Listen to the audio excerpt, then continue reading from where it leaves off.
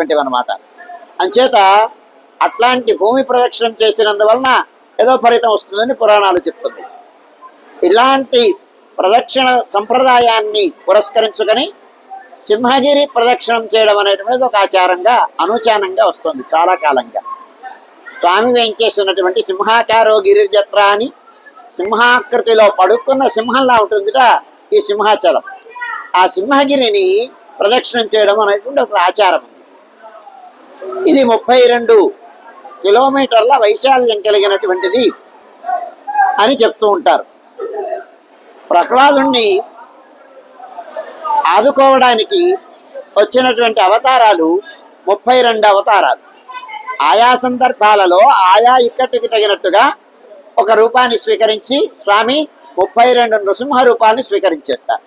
తాత్రింశన్ నృసింహమూర్తులని మనకి క్షేత్ర మహాత్మ్యం చెప్తుంది.